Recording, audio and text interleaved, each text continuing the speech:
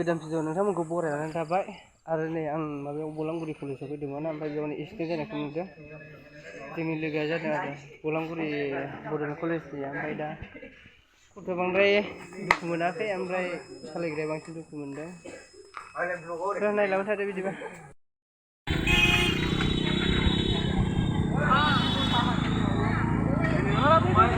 सोर जादों हो सोर एक्सिडेन्ट जादों फैनाय नुदों ना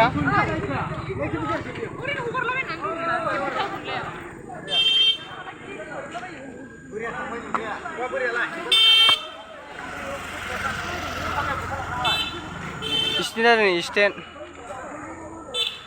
बर' बाजार कलेजजों बलांगुरि कलेजलै बर' बाजार कलेज नङा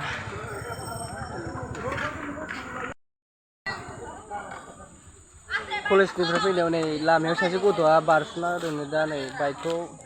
बिसोर लाना थांबाय न'आव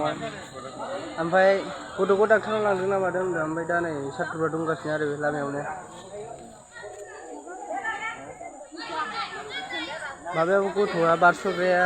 एसेल' दोलादों ना मादोंनो ओमफ्राय बेखौनो गारिखौ लाना थांबाय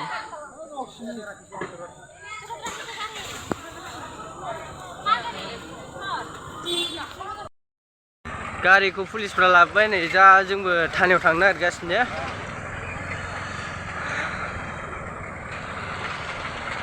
बैनि गारिया बैनोमोन मा गारिमोनलाय आर एस गारिया आर एस बावनो गासिबो स्टुडेन्टफ्राबो थांजोबनो नागिरदों थानायाव ओमफ्राय दा गारिखौ हरग'ना नायनोसै मा जायो रिजाल्टआ मा ओंखारो ओरैनो गासिबो स्टुडेन्टफोर गोजा गारिखौ लांगासिनो बलांगुरि थानाया बोरैजायलै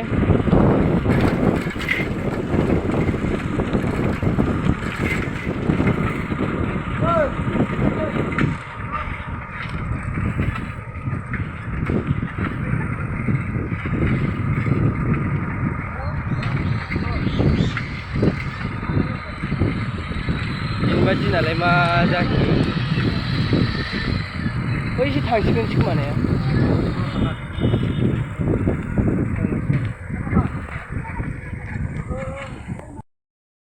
हस्पिटालाव फैबाय ने बलांगुरि हस्पिटाल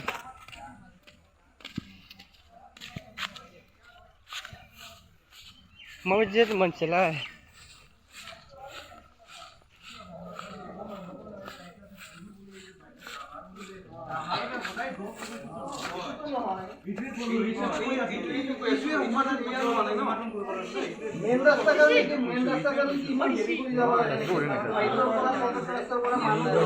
गथ'आ माथो बांद्राय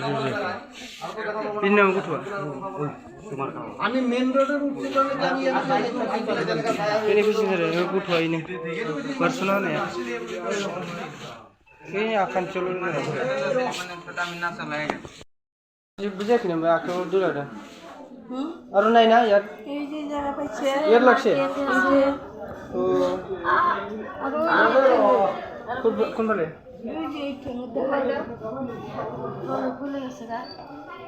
यार दुबफायसे एसेसो माबादों जाहैदों गथ'आ दुखु मोनदों ओमफ्राय खर'आवबो नांदों नामा नै एसे ओमफ्राय बे आखान्थियाव दं खर'आव एसे दंनो यार दाफोनायावबो सालायग्रायानो एसे दुखु मोनदों सालायग्राया